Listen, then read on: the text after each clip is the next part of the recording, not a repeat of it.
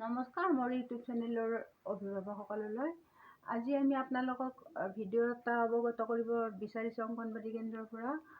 আমাৰ শিশুবিলাক যে বিকাশ হ'ব লাগে, অৰ্থাৎ 6 বছৰৰ পৰা আমাৰ সিহঁতৰ উন্নত মানৰ শিক্ষা আৰম্ভ হয়।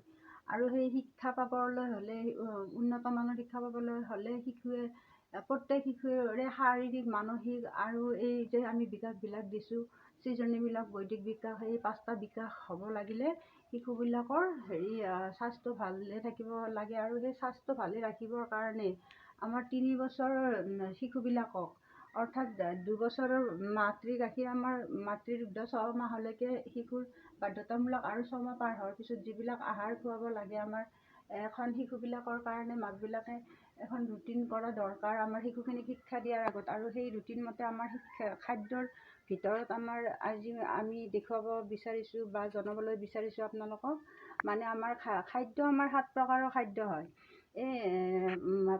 ডেইলি যদি আমি শিশু এটা সুস্থ সবল কৰিব বিচাৰোঁ, তেতিয়াহ'লে আমাৰ 7 প্ৰকাৰৰ খাদ্য থাকে। আৰু এই 7 প্ৰকাৰৰ খাদ্যৰ ভিতৰত আমি 4 প্ৰকাৰৰ খাদ্য আমি যেনে তেনে আমি শিশুটোক খোৱাটো আমাৰ দৰকাৰ। গতিকে আমি এই 7 প্ৰকাৰৰ খাদ্য কি আপোনালোকক আজি মই উলিয়াইছোঁ। এইবিলাক আমি বনাই কিনে আমাৰ ৰুটিনৰ পৰা, ট্ৰেইনিঙৰ পৰা আমি এইবিলাক বনাইছোঁ। আমাৰ এইবিলাক ভাৰত চৰকাৰৰ পৰা হয় ট্ৰেইনিংবিলাক, আৰু সেইমতে আমি ট্ৰেইনিঙৰ পৰা আপোনালোকক এনেকুৱা চাৰ্ট বনাই আমি দেখাইছোঁ যে এই আমাৰ 7 প্ৰকাৰৰ যি আমাৰ খাদ্য থাকে, তাৰে আমাৰ 4 প্ৰকাৰৰ খাদ্য আমি শিশুবিলাকক দিবই লাগে। গতিকে খাদ্য শস্য জাতীয়, বীজজাতীয়, মূলজাতীয় যেনে ধৰণৰ আমাৰ শাক পাচলি বা চেও থকা, আমাৰ যেনেকুৱা ধৰকচোন নেচেৰা বুলি কওঁ, বাদাম জাতীয় থাকে, সেইটো অইল টাইপ।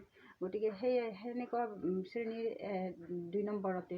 3 নম্বৰতে আমাৰ ফল মূল, সেইটো আমাৰ থাকিব লাগে। আমি খাদ্যৰ পিছত শিশু এটাক যিকোনো এটা আমলখি হ'লে হ'ল, যোনে আপেল কিনে, কিবা কিনে, পইচাৰ দ্বাৰা ক্ৰয় কৰে, সেইবিলাকৰ কথাটো বেলেগ। আমাৰ ঘৰুৱা যিখিনি আমি ৰুটিন বনাব লাগে যে আমাৰ মানুহখিনি দুখীয়া মানুহৰ কাৰণে হয় আমাৰ অংগনবাড়ী স্কুলখন, আৰু সেইমতে আমি শিশুবিলাকক তেওঁলোকৰ স্বাস্থ্যৰ যতন ল'ব লগা হয়। আৰু সেই স্বাস্থ্যৰ যতন লোৱাৰ লগে লগে আমি খাদ্য পাচলিবিলাক কেনেকৈ সংগ্ৰহ কৰিব, সেইটো আমাৰ ৰুটিনত থাকে। গতিকে আমি শাক পাচলিৰ ভিতৰত যি থলুৱা পাওঁ, যেনে আমলখি পাওঁ, আমৰা পাওঁ, এইবিলাকো এটা ফল হয়। গতিকে খাদ্য খোৱাৰ পিছত আমি মাতৃবিলাক আচলতে সজাগ হ'ব লাগে। আমি সজাগ নোহোৱাৰ কাৰণে আমাৰ শিশুৰ স্বাস্থ্য বেয়া হৈ যায়। গতিকে সেইকাৰণে সজাগতা কৰা হয় আমাৰ এইবিলাক অংগনবাড়ীত। গতিকে এনেকুৱা ধৰণৰ আমি আমলখি হওক বা শিলিখাই হওক, বা সেইটো এটা ফল, আমৰা এটা ফল। গতিকে যিকোনো এটা খাদ্যৰ পিছত শিশুটোক খুৱাব লাগে। সেইটো হৈছে শিশুৰ খাদ্য খোৱাৰ পিছত এটা ফল। সেইটো 3 নম্বৰত ফল মূল। তাৰপিছত আমাৰ 4 নম্বৰত হৈছে শাক পাচলিবিলাক। আমি যি থলুৱা শাক পাচলি পাওঁ, ভেদাইলতা, মানিমুনি, নৰসিংহ, এইবিলাক আমাৰ নিকিনিলেও হয়। আমি মাকবিলাকে এইবিলাক সংগ্ৰহ কৰি আমি শিশু এটাক দিনৰ ভাগত আমি যিকোনো উপায়ে যি ধৰণে খুৱাব পাৰি, তেনেকুৱা আমি মুঠৰ ওপৰত শিশুটোৰ পেটলৈকে আমি এইখিনি খাদ্য পঠাব লাগে। তাৰপিছত 5 নম্বৰতে হ'ল গাখীৰ জাতীয়। আমাৰ ঘৰত আজিকালিতো গাখীৰ পোৱাই নাযায়। গতিকে গাখীৰ পোৱা নগ'লেও মাংসই হওক বা গাখীৰেই হওক, যিকোনো এটা বস্তু আমি শিশুটোক খুৱাব লাগে। আৰু 7 নম্বৰতে হৈছে আমাৰ কণী। গতিকে এই 7 বিধ খাদ্য আমি শিশুটোকতো যোগান ধৰাটো সম্ভৱো নহয়। গতিকে ইয়াৰে কিন্তু আপুনি যিখিনি পাৰে এই ৰুটিনখন লৈ কিনে আপুনি 4 বিধ খাদ্য শিশুটোৰ কাৰণে দৰকাৰ। আৰু এইখিনি কিয় কৰিব লাগে, মাকবিলাক কিয় সজাগ হ'ব লাগে শিশুটোৰ এই স্বাস্থ্যৰ কাৰণে, যে আমাৰ শিশুৰ আৰম্ভ হয় শিক্ষাটো, ব্ৰেইনৰ বিকাশ হয় 6 বছৰত, শিক্ষা আৰম্ভ হয়। গতিকে সেই উচিত শিক্ষা 6 বছৰৰ পৰা আৰম্ভ হয়। আৰু সেই প্ৰাপ্য শিক্ষাটো পাবৰ কাৰণে আমি তাৰে আগৰ সময়খিনি এনেধৰণৰ আমি শিশুটোক স্বাস্থ্যৰ যত্ন লোৱাটো দৰকাৰ। আৰু এই স্বাস্থ্যটো যত্ন লোৱাৰ পিছত, খোৱাৰ পিছত শিশুটোৰ ওজনটো ঠিকে আছে নে নাই আমাৰ অংগনবাড়ীতে নিৰ্ণয় কৰা হয়। আৰু তেতিয়াহে 6 বছৰত শিশুটোৱে কি কৰিব পাৰিব, উচিত শিক্ষাটো ল'ব পাৰিব। গতিকে উন্নত মানদণ্ডৰ শিক্ষা ভৱিষ্যতৰ কাৰণে পাব। সেইটো কাৰণে আমাৰ কি কৰা হয়, ওজন লোৱা হয়, শিশুটোৰ স্বাস্থ্যটো ভালে আছে নে নাই।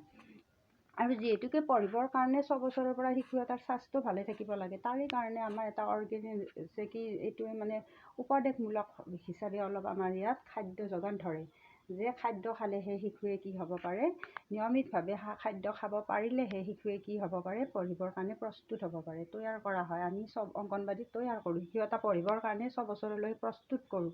গতিকে আমাৰ প্ৰস্তুতিকৰণ হয়, আৰু এই প্ৰস্তুতিকৰণত আমাৰ কেনেকুৱা ধৰণৰ পদ্ধতি চলে, আমাৰ বিকাশ 5টা বিকাশ চলে। এই শিশুৰ বিকাশ নহ'লে যদি আমাৰ এই 6 বছৰৰ আগত এই বিকাশখিনি নহয়, তেতিয়াহ'লে শিশু এটা কেতিয়াও শিক্ষা ল'বৰ কাৰণে প্ৰস্তুতে নহ'ব। গতিকে আপোনালোকে এনেকুৱা ধৰণৰ 6 বছৰৰ তলৰ শিশুখিনিক প্ৰেছাৰ দি ABCD ক খ ডাঙৰ ডাঙৰ কিতাপবিলাকৰ বানান জতাই বা কিবা কিবি এইবিলাক কৰি নাথাকিব।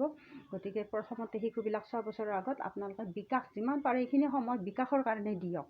খেলা ধূলাৰ মাজেৰে অংগনবাড়ীত যিখিনি আমাৰ ৰুটিন মতে, আমাৰ ৰুটিন এখন মস্ত ৰুটিন আছে, আপোনালোকক মই অৱগত কৰাইছোঁ থুলমূলকৈ। আকৌ মই সময় পালে এইবিলাক ভিডিঅ' দিয়ে থাকিম।